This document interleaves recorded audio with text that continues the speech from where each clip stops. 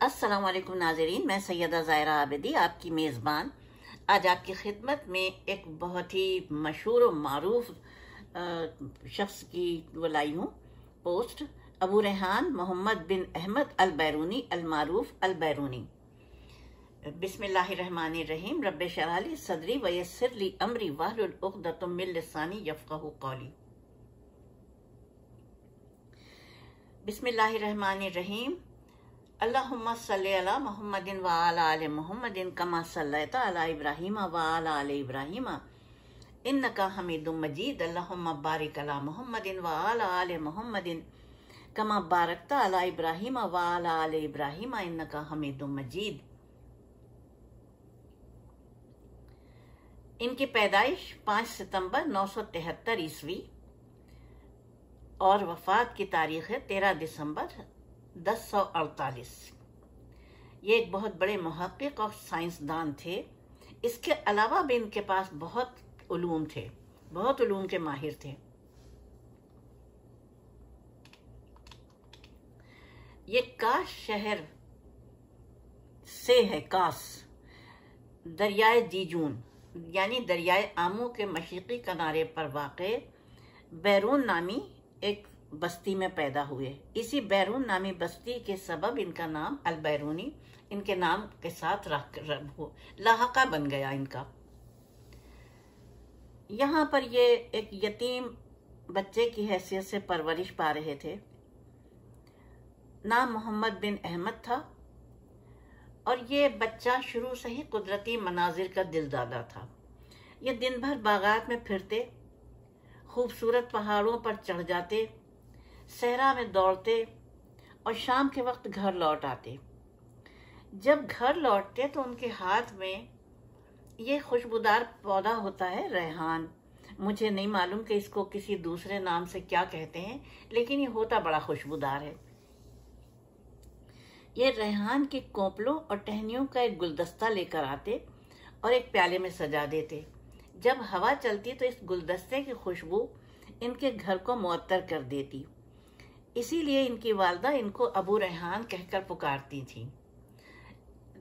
ये अबू रेहान के वालिद एक छोटा सा कारोबार चलाते थे, लेकिन नागहानी मौत की वजह से ये अकेले हो गए और माँ अपने बेटे के गुजर बसर के लिए और अपनी और अपने बेटे के गुजर बसर के लिए जंगल से लकड़ियां जमा करके रोजी कमाने पर मजबूर हो गई।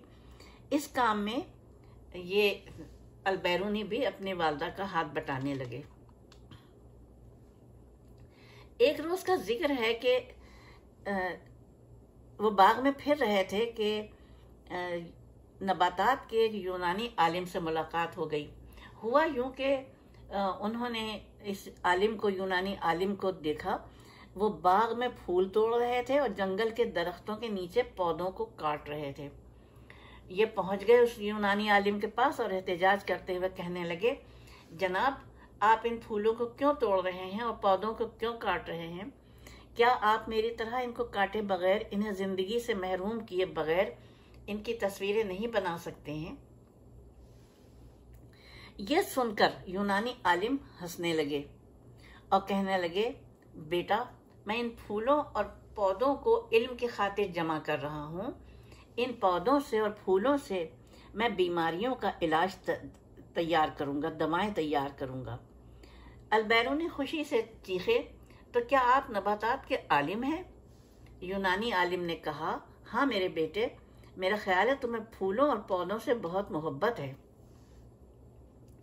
अल बैरूनी ने कहा, मैं तो तमाम मनाजिर से मोहब्बत करता हूँ, सितारों से, दरख्तों से, पौधों से, फूलों से, पहाड़ों से, टीलों से, वादियों से। ये सब चीजें मुझे बहुत पसंद हैं क्योंकि ये खुदा की बनाई हुई हैं। यूनानी आलिम समझ गया कि इस बच्चे के अंदर कुछ छुपा हुआ है। उसने वो रोजाना अल बैरूनी को तालीम देने आने लगा और इल्म नबातात भी सिखाने लगा।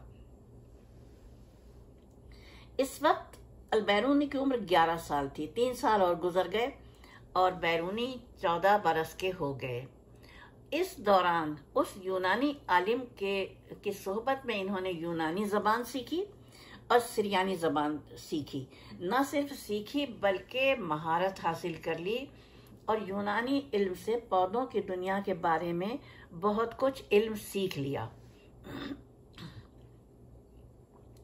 अब इनका शौक मज़ीद बढ़ गया दिल में पढ़ने लिखने के लिए। यूनानी आलिम को अब अपने वतन यूनान लौट जाना था। चुनांचे उन्होंने अल-बैरूनी को फलकियात और रियाजी के आलिम अबू नसर मंसूर अली की खिदमत में ले जाके पेश किया। अबू नसर ऐसा इल्म दोस्त इंसान था कि उसने अल-बैरूनी के लिए अलग घर तामीर करवाया और वजीफा मुकर्रर कर दिया। अब देखिए 14 बरस का बच्चा जो नन्ही सी उम्र में यतीम हो गया था, और देखिए आप खुदा की तरफ से कैसे वो मुकर्रर होते हैं फरिश्ते उनके लिए। अब अबू नसर हर रोज फलकियात और रियाजी के उलूम सिखाता रहा। अबू नसर ने अल-बैरूनी को मशहूर रियाजीदान और माहिर अब्दुल समद की शागिर्दी में दे दिया। यहाँ से उनकी दूसरी लाइफ शुरू हुई। अल-बैरूनी ने रियाजी, इल्म हयात, तारीख और जोग्राफिया में ऐसी उम्दा किताबें लिखी जो आज तक पढ़ी जाती हैं। इन किताबों में एक किताब तहकीकुल हिंद भी है, जिसमें अल-बैरूनी ने हिंदुओं के मजहबी अकायद, उनकी तारीख और बर्र-ए-सगीर पाक हिंद के जोग्राफियाई हालात बड़ी तहकीक से लिखे हैं। और ये सारी मालूमात उन्होंने खुद से उस माशरे से हासिल की, और इस किताब को लिखने में अल-बैरूनी ने बहुत मेहनत की। हिंदू ब्राह्मण अपना इल्म किसी दूसरे को नहीं सिखाते थे, लेकिन अल-बैरूनी ने क्या किया कि उन्होंने जब देखा कि कोई ब्राह्मण उनको ये इल्म नहीं सिखा रहा है, तो उन्होंने पहले संस्कृत जबान सीखी और फिर हिंदुओं के उलूम में ऐसी महारत हासिल की कि ब्राह्मण भी ताज्जुब करने लगे। ये इल्म फलकियात और रियाजी की एक अहम किताब लिखी उन्होंने, जो कि सुल्तान मसूद के नाम पर लिखी, कानून मसूदी। इसकी वजह से अल-बैरूनी को एक अजीम साइंसदान और रियाजीदान भी समझा जाता है। अल-बैरूनी ने पंजाब भर की सैर की और किताबुल हिंद तालीफ की। उनको रियाजी, इल्म हयात, तबियात, तारीख, तमद्दुन, मज़ाहिब आलम, अर्जियात, कीमिया, जोग्राफिया वगैरह पर 150 किताबें उन्होंने तसनीफ की। इतना उबूर हासिल था कि वो किताबें एक के बाद एक किताब लिखते चले जाते थे। इनके इन कारनामों के पेश नज़र चांद के एक हिस्से का नाम अल-बैरूनी क्रिएटर रखा गया।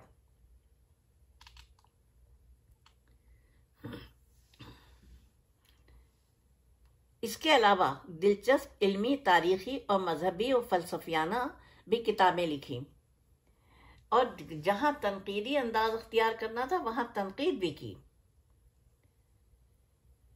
इस तरह किताब इस दौर के अहम तारीखी, मजहबी और इल्मी मसाइल की एक तनकीदी तारीख भी बन गई।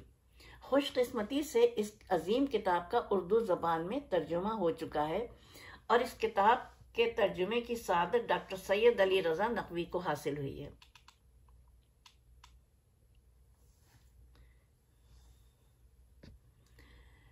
ये तो इतना इनका वो है कि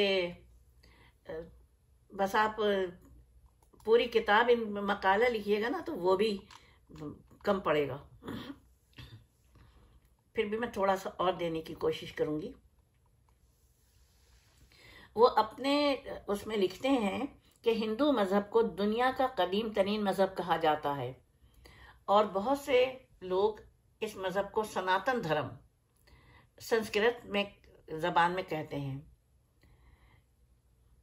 हिंदू मत एक मुतनव निज़ाम फ़िक्र है, जिसमें फ़लसफ़ों, मुश्तरका तसव्वुरात, रसूमात, कायनाती निज़ामों, ज़ियारत गाहों और मुश्तरका ज़राए शामिल हैं, जो कि माबादुत तबियात, अफसाना, वैदक यजना, योगा और रसूमात और दूसरी रसूमात और मंदिर की तामीर पर बहस की गई है।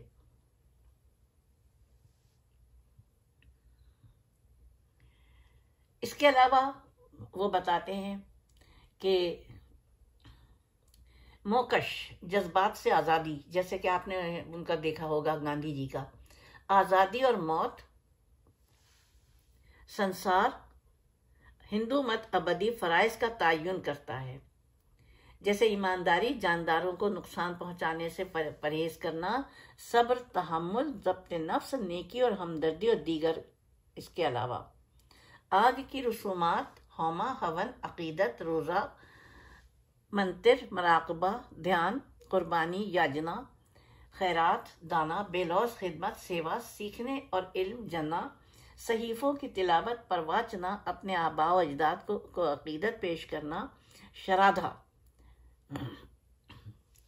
देखिए, मैं कह रही हूँ ना कि अगर मैं बोलूँगी तो इसके लिए तो पूरा मकाला चाहिए। इसके साथ मैं अपनी पोस्ट तमाम करती हूँ। जहाँ कहीं मुझसे गलती हुई हो मुझे ज़रूर बताइएगा, और मुझे खुशी होगी अगर कोई तनकीद करेगा तो। खुदा हाफिज़, फ़ी अमान अल्लाह।